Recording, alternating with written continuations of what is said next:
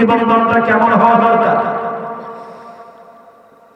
স্বামী চলে গেলেন বন্ধু, অনেক দিনের জন্য সফরে বের হয়ে গেলেন। বিবিকে যতদিন বন্ধ ফিরে না আসবে ততদিনের খাওয়ান খোরাক দিয়ে গেলেন এবং বিবির জন্য একজন কাজের লোক দিয়ে গেলেন। বিবি, বিবি রে, তোমার চাহিদা যা আছে আমি সব তোমাকে দিয়ে গেলাম রে বিবি, আর তোমাকে একজন পার্সন দিয়ে গেলাম, তোমার প্রয়োজনে তুমি তাকে ব্যবহার করবে, কিন্তু আমার সারা না পাওয়া পর্যন্ত তুমি আমার বাড়ির আঙিনা ত্যাগ করো না। মদিনায় ঘটনা বন্ধু। এবার কি করলেন, ধীরে ধীরে ধীরে ধীরে বন্ধু কিছুদিন চলে গেল, স্বামী তো আসে না, কিছুদিন বন্ধু পার হয়ে গেল। চলতে চলতে চলতে চলতে বন্ধু সময় চলে গেল।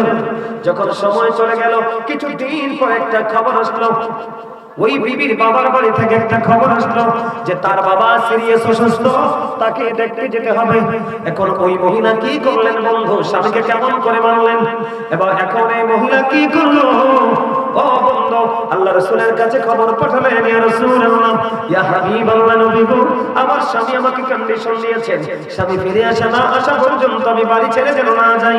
এবার রাসূলের কাছে খবর পাঠালেন, আমার বাবা অসুস্থ, যেতে পারবো কিনা। এবার রাসূল জানিয়ে দিলেন, না না না, তোমার স্বামী নিষেধ করেছে, তোমার না যাওয়াটা তোমার জন্য উত্তম। জোরে জোরে করুন না সুবহানাল্লাহ, আর যারা বলেন সুবহানাল্লাহ। মহিলা ধৈর্য ধরলেন বন্ধু, আর গেলেন না।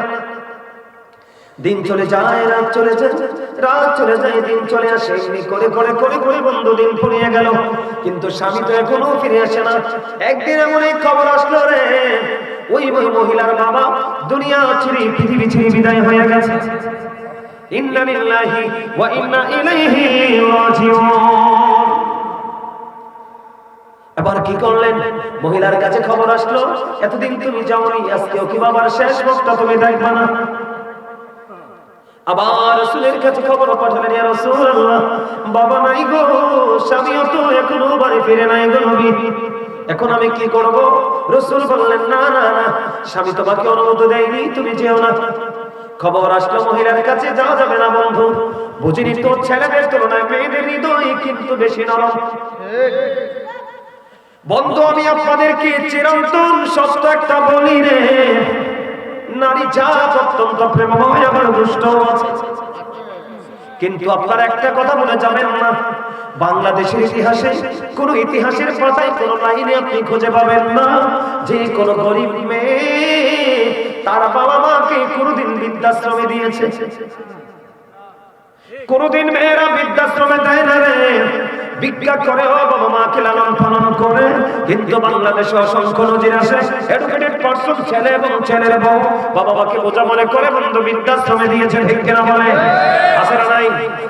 বাংলাদেশে যত ছেলেরা শিক্ষিত হচ্ছে বৃদ্ধাশ্রমে যাচ্ছে, কারণ তারা বন্ধু নিজেদেরকে নিয়ে নিজেরা প্রাউড ফিল করে। মেয়েটা গেলেন না, একদিকে স্বামীর কথা মানলেন আর একদিকে রাসূলের কথা মানলেন। এখন বাবা তুমি তো মৃত্যুবরণ করলো বন্ধু, ধীরে ধীরে ধীরে ধীরে তার কাফন হলো, জানাজা হলো, ও বন্ধু তাকে দাফন করা হলো।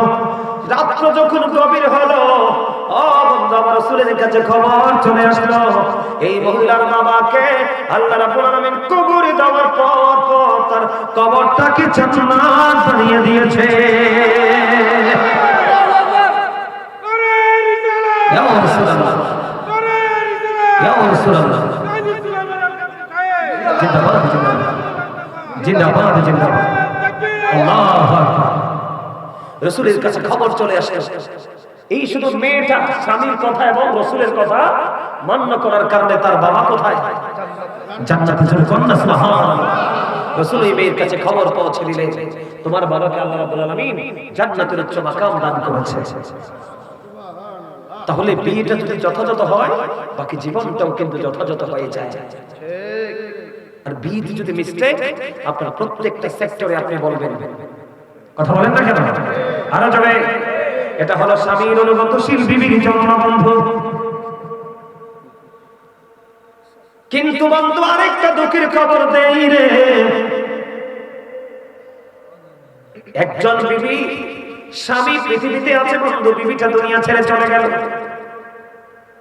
চলে যাওয়ার পরে বিবিটা চলে যাওয়ার পরে স্বামী বললেন আলহামদুলিল্লাহ, নাউজুবিল্লাহ বলেন, মানে বিবি ইন্তেকাল করছে, করার পরে স্বামী কি বলছে? আলহামদুলিল্লাহ। বউটা কি দুষ্ট না? কথা বলেন না কেন? শত্রু যদি মারা যায় মানুষ আলহামদুলিল্লাহ বলে না রে, কিন্তু বিবি চলে গেল স্বামী আলহামদুলিল্লাহ বলল। কেন গো এই ঘটনা? সেটার কারণ হলো বন্ধু, ওই মহিলার মা বন্ধু গভীর রজনীতে স্বপ্ন দেখলেন ওই মহিলার পায়ের মধ্যে বন্ধু আগুনের বেরি পড়ানো, হাতের মধ্যে বন্ধু আগুনের বেরি পড়ানো, আর মাথার মধ্যে লোহার পেরেক ঢোকাচ্ছে। নাউজুবিল্লাহ বলেন। অত্যন্ত ভয়ঙ্কর অবস্থা স্বপ্নে দেখেছে বউয়ের মা। তখন তাকে প্রশ্ন করা হলো, মা কেন গো তোমার এই ভয়ঙ্কর অবস্থা? তখন ওই মহিলা স্বপ্ন যুগে উত্তর দিলেন, মা রে, আমি জীবনে স্বামীকে অনেক আঘাত দিয়েছি। নাউজুবিল্লাহ বলেন না কেন? আর জোরে বলেন, আর জোরে বলেন। অত্যন্ত ভয়ঙ্কর অবস্থা। আমি স্বামীকে আঘাত দিয়েছি, স্বামীর হুকুম আমি অমান্য করেছি, স্বামীর কথা না মেনে আমি এদিক সেদিক ছোটাছুটি করেছি। আমাদের বউরা আছে না, সমাজে অনেকে আছে না, সকালে রান্না করে নিচের ঘর থেকে বের হয়ে জোহর পর্যন্ত সাংবাদিকের মতো প্রচারণা করে, এই বাড়ির কথা ওই বাড়ি, ওই ঘরের কথা ওই ঘরে, আছে না নাই? আরো জোরে বলেন না। এখন ম্যাক্সিমাম আছে বন্ধু বাংলাদেশে ওই সমস্ত মহিলা, এটা হলো তাবলীগ। কথা হয় না কেন? আরো জোরে। আচ্ছা, দিনের দাওয়াত দিতে কি আল্লাহ মহিলাদের দায়িত্ব দিছে? দায়িত্ব কার? পুরুষ কি বাংলাদেশে ঢালা পড়ছে? কথা বলেন।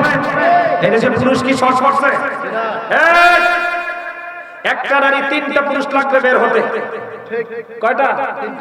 হয় তার স্বামী, না হয় তার বাবা, না হয় তার উপযুক্ত সন্তান।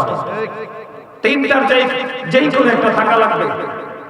আর মহিলারা তাবলীগের নামে মাধবপুর থেকে রসুলপুর চলে আসে, কোন পুরুষ নাই।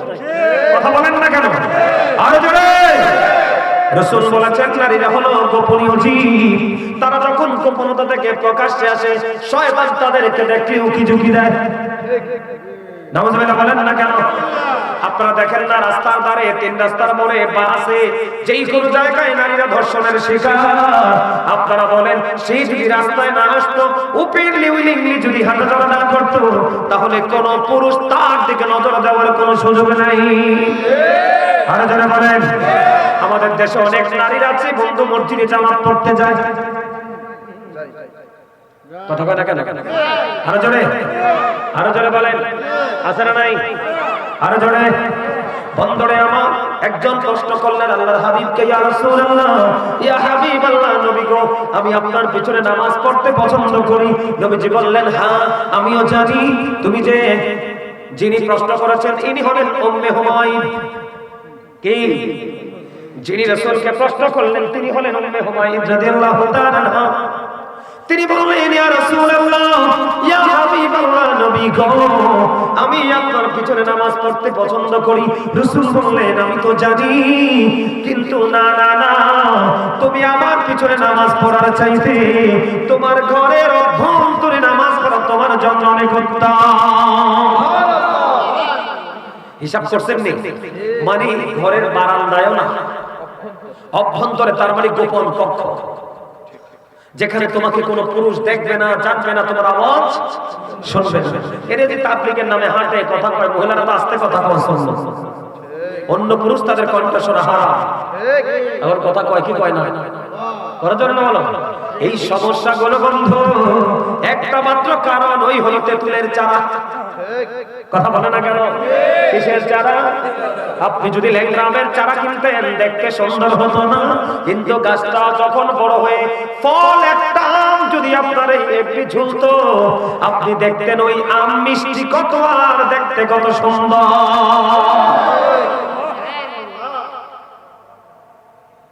কথা কি বুঝতে পেরেছেন?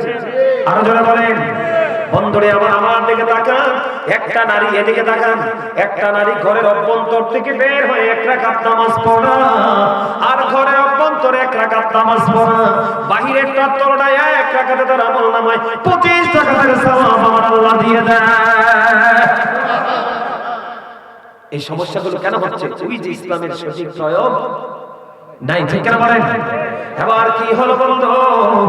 ওই মেয়েটা এদিকে তাকান, তখন যখন দেখলেন মা মেয়েটা খুব ভয়ঙ্কর অবস্থায় আছে কবরে, তখন এই দৃশ্য দেখার পরে মা চলে গেলেন ওই স্বামীর কাছে। বাবা গো, সারাটা জীবন তো তুমি সংসার করেছো, আমার মেয়েটা ভয়ঙ্কর বিপদে আছে, তুমি তাকে ক্ষমা করে দাও। এবার বন্ধু ওই মহিলাটাকে ডেকে বললেন, ওই স্বামী বললেন না না না, আমার কলিজা শেষ পুরো ছাই করে গেছে, আমি তাকে ক্ষমা করব না। বন্ধু এবার ওই মহিলা নিরুপায় হয়ে চলে গেলেন রাসূলের কাছে। ইয়া রাসূলুল্লাহ, ইয়া হাবিবাল্লাহ, নবী গো, আমার মেয়েটার এই অবস্থা, স্বামী বন্ধু তার স্বামীর কাছে গিয়েছি, সে বলেছে ক্ষমা করবে না। পরে তার স্বামীকে বন্ধ ডাকা হলো। কি করা হলো? তার স্বামীকে ডাকা হলো। ডাকার পরে তার স্বামীকে বলল, শোনো, তুমি যদি তাকে ক্ষমা করে দাও তোমাকে আল্লাহ ক্ষমা করে দিবে। ও বন্ধু, আল্লাহ রাসূল যখন বললেন, ওই স্বামী তার বিবিকে ক্ষমা করে দিলেন। আর ক্ষমা করতে দেরি রে, আমার আল্লাহ তার বিবিকে ক্ষমা করে জান্নাতি বানাইতে দেরি করে না।